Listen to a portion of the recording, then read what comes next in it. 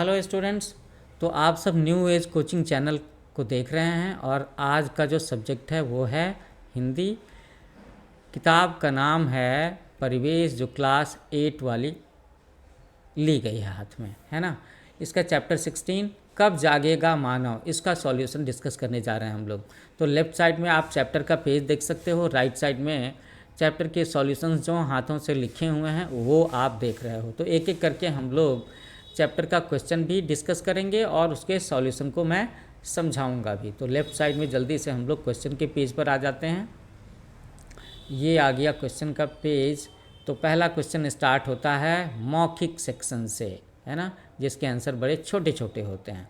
तो पहला सवाल है कि जल की 3 अवस्थाएं कौन सी हैं। तो ये तो क्लास 3 के बच्चे भी बता सकते हैं, है ना। ठोस, द्रव और गैस जल की 3 अवस्थाएं हैं। पानी लिक्विड है ना, द्रव के रूप में। बर्फ़ जो है वो सॉलिड के रूप में, और भाप जो है वो गैस के रूप में उपलब्ध है। ओके, अगला सवाल क्या है। अगला सवाल है कि सभ्यता के विकास में जल अपने को सबसे महत्वपूर्ण क्यों बताता है, क्यों मांगता है ना। तो मानव सभ्यता के विकास में नदियों के किनारे ही हुआ, है ना। जितनी भी सभ्यताएं हैं, मोहनजोदड़ो सभ्यता, हड़प्पा की सभ्यता, नील के पास में मेसोपोटामिया की सभ्यता है, इन सारी सभ्यताओं का, इन सारी सिविलाइजेशंस का जो विकास हुआ है वो किसी न किसी बड़ी नदी के किनारे हुआ है। क्योंकि नदियों की वजह से उनको एग्रीकल्चर के लिए सिंचाई का पानी मिल जाता था, घर में पीने के लिए, नहाने के लिए, कपड़े धोने का पानी मिल जाता था, और नदियों के पानी के जरिए वो जहाज़ चलाक से, है ना, शिप के जरिए जहाज़ से वो एक देश से दूसरे देश, एक जगह से दूसरी जगह भी जा सकते थे। इन्हीं सारी वजह से जल अपने आप को सबसे महत्वपूर्ण मानता है। ग, भारती। भारती तो नहीं लिखा है, ये लिखा है धरती। तो धरती जल को कंजूस क्यों कहती है ना। धरती माता जल को कंजूस क्यों कहती है। धरती जल को कंजूस इसलिए कहती है क्योंकि रेगिस्तान में जल का अभाव होता है। अभाव इट मीन्स स्कार्सिटी, शॉर्टेज, कमी होती है, और वहाँ जल की एक एक बूंद के लिए लोग तरस जाते हैं। इसलिए धरती जल को कंजूस कहती है कि भाई तुम रेगिस्तानी इलाकों में क्यों नहीं अवेलेबल होती हो, ऐसा कहा होगा, ऐसा कह करके ताना मारा होगा। अब हम लोग लघु तड़ीय प्रश्न को सॉल्व करेंगे। तो लघु तड़ीय प्रश्नों के सेक्शन में आपका पहला सवाल है कि जल अपनी प्रशंसा किन शब्दों में कर रहा है, जल की क्या विशेषता है। तो जल अपनी प्रशंसा में अपने लिए कहता है कि उसका स्वभाव लचीला है, वह हर हाल में ढल जाता है, इतना फ्लेक्सिबल है। जैसा पात्र हो, जिस तरह के बर्तन में रखो वो वैसा ही आकार ग्रहण कर लेता है। तो ये बात जल कहता है अपनी तारीफ में। अगला क्वेश्चन है कि धरती अपने को रत्नों की खान क्यों कहती है। रत्न, है ना, रत्न क्या क्या होते हैं, सोचो सोचो। रत्न से ही जुड़ा हुआ एक शब्द है ना, नवरत्न। तो धरती अपने को रत्नों की खान इसलिए कहती है क्योंकि खान से सोना, हीरा, चांदी, यूरेनियम, तांबा आदि अमूल्य संपत्ति मनुष्य को प्राप्त होती है, इस वजह से। अब हम लोग ग क्वेश्चन को सॉल्व करेंगे, जो कि अगले पेज पर दिखेगा।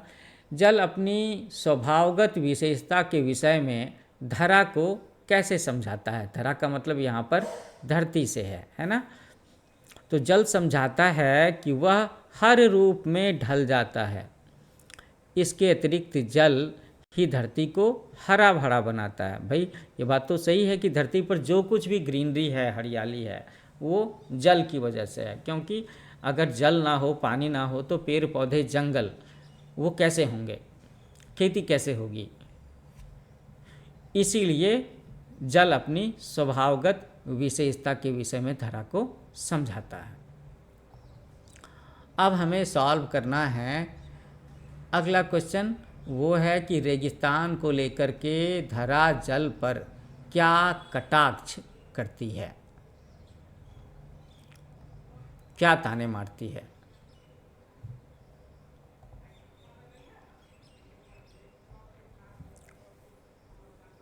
तो रेगिस्तान को लेकर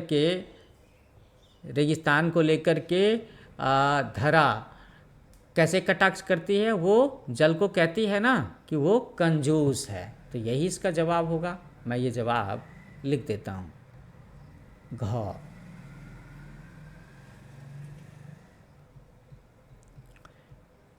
रेगिस्तान को लेकर के, रेगिस्तान में पानी की कमी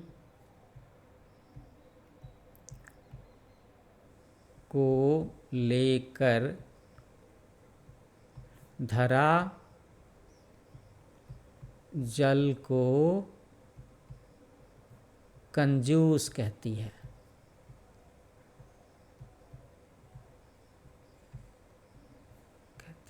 ये कटाक्ष करती है। कटाक्ष का मतलब होता है ताना मारना, टॉन्ट कसना। ओके, तो ये क्वेश्चन भी सॉल्व हो गया। अब हम लोग आगे आएंगे दीर्घ उत्तरीय क्वेश्चंस को सॉल्व करने के लिए। ओके, तो दीर्घ उत्तरीय क्वेश्चन में जो पहला क्वेश्चन है वो है कि धरा को हरा भरा बनाने का सारा श्रेय जल क्यों ले लेता है? क्या ये उचित है? तो जल का कहना है कि यदि वह न होता तो धरा, पेड़ पौधे, वनस्पति न उगते धरा पर। जल ही वाष्प के रूप में ऊपर उठ करके बादल बन करके सब जगह वर्षा करता है, जिसकी वजह से पेड़ पौधों का उगना और उनकी ग्रोथ हो पाती है, इसलिए वो ऐसा कहता है। अब ये उचित तो है, लेकिन इसमें धरती के अंदर में मिट्टी में जो मिनरल्स पाए जाते हैं उसका भी तो योगदान है ना। खूब पानी बरसे लेकिन पेड़ पौधों की जड़ों को मिनरल्स ना मिले तो क्या होगा? पेड़ पौधे उस तरह से ग्रोथ कर पाएंगे? डाउट है ना। बिल्कुल। अगला सवाल है कि पानी के नीचे परतदार चट्टान कैसे बनती है ना। परतदार चट्टान किसे कहते हैं हम लोग? Sedimentary rocks, sedimentary.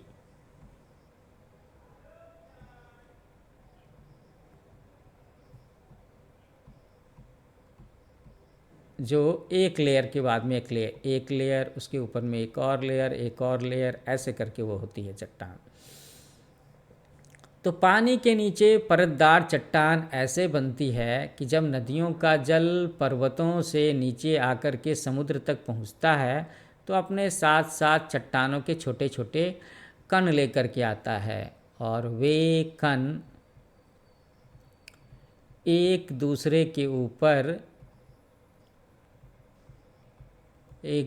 पर इकट्ठा होते रहते हैं।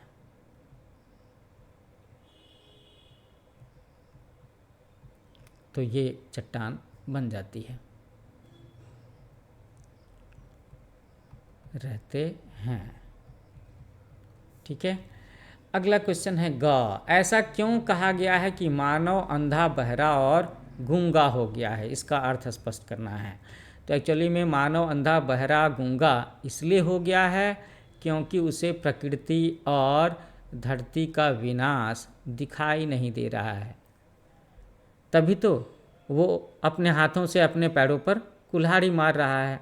भाई, अगर हम पर्यावरण का नाश कर देंगे, जल को प्रदूषित कर देंगे, हवा को प्रदूषित कर देंगे, मिट्टी को प्रदूषित कर देंगे, तो इस धरती पर हरियाली खत्म हो जाएगी।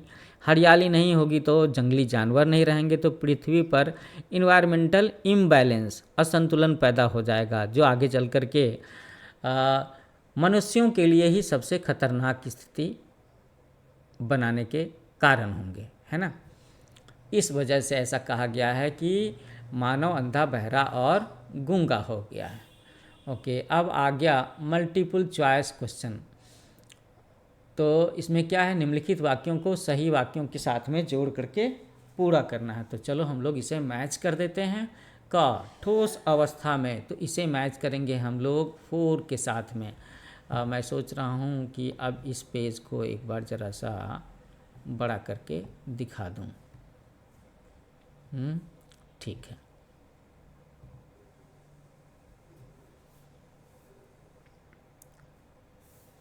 तो इसे मैच करेंगे 4 के साथ में। मेरा बर्फ रूप सबका जाना पहचाना है।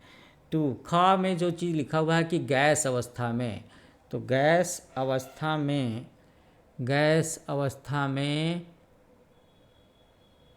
मेरा वाष्प रूप सभी जानते हैं, वेपर। जीव जंतु की प्यास बुझाने वाला जीवनदायी जल तो बहुत सीमित है। ओके, ये भी मैच कर दिया हम लोगों ने। ज्वार भाटा के रूप में दोलन गति का आभास होता है। कालांतर में परतदार चट्टान का जन्म होता है।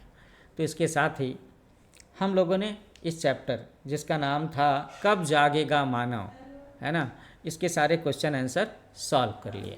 तो स्टूडेंट्स, आई होप आपको ये सारे के सारे सॉल्यूशंस अच्छे लगे होंगे। तो क्लोज करने से पहले मैं एक बार फिर से बताऊंगा कि मेरे चैनल का नाम है न्यू एज कोचिंग। आने वाले समय में आपको इस पर लिविंग साइंस और सोशल स्टडीज़ के भी सॉल्यूशन मिलेंगे। तो जिन स्टूडेंट्स ने इसे भी सब्सक्राइब नहीं किया वो इसे तुरंत सब्सक्राइब करें, अपने दोस्तों के साथ में शेयर करें, और मुझे आपके ना कमेंट्स का इंतज़ार रहेगा, लाइक का इंतज़ार रहेगा। ओके, और मेरे चैनल पर ना बहुत सारे अलग अलग प्लेलिस्ट अवेलेबल हैं, आप देखना, आपको उसमें काफ़ी सारी स्टोरीज़ मिलेंगी, जीके फैक्ट्स मिलेंगे, मैथमेटिक्स के ट्रिक्स मिलेंगे। और ऐसा नहीं है कि ये 7th की हिंदी की किताब ख़त्म हो गई तो आगे क्या होगा। मैंने 8th के जो किताब है परिवेश, उसका भी सॉल्यूशन डाला हुआ है, तो अगले साल आपको वो सारे लेक्चर्स, वो वीडियोज़ भी काम आने वाले हैं। So thank you for watching. मिलते हैं नए वीडियो के साथ में जिसमें कुछ और दिलचस्प जानकारी लेकर के आऊँगा, या किसी और चैप्टर का एक्सप्लेनेशन या सॉल्यूशन लेकर के आऊँगा। So thanks for watching. Happy learning with new age coaching.